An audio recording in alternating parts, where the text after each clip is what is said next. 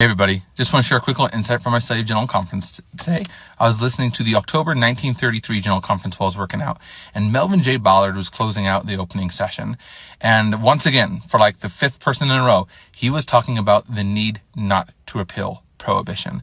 The prophet had already talked about it in the very opening address. David O. McKay had hit on it, and now Melvin J. Ballard was hitting on it. And they were like, we need to follow the prophet. We need to be different. We need to be different in a good sense from the world.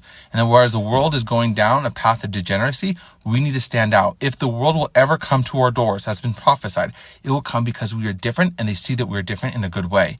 And he was pleading and saying that within the next month, that we would make history in Utah and that we would either buck the national trend and vote to keep prohibition, or we would join with the national trend and reject the counsel of the prophet. And then he pleaded, saying that he's heard of so many missionaries who are like, please let Utah be different. We hear of the states one by one voting to repeal prohibition. We hear the prophet's counsel saying, don't do this thing. Please let Utah be different. Let us be a standing beacon on a hill. And it's just heartbreaking because I've already listened to the 1934 General Conference and 35 and 36 and 37. And in those conferences, there was rebuke after rebuke and a pleading to repent and return to the unity that comes in following the prophet. So to hear in the 1933 General Conference, they're pleading, don't do this thing.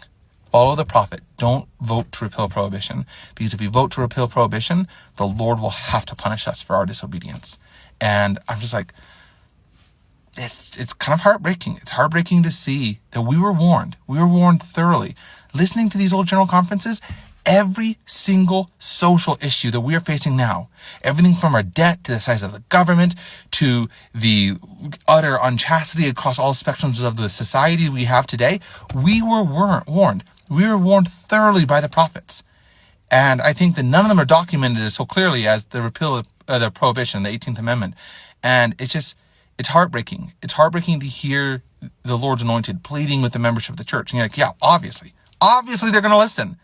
But knowing history and knowing that they didn't listen.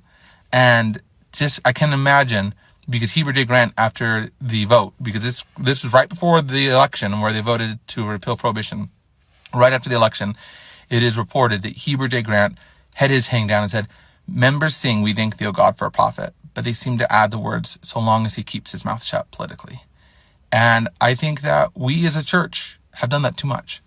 We have ignored the counsel of the prophets. We have ignored what they've said when it doesn't fit our fancy.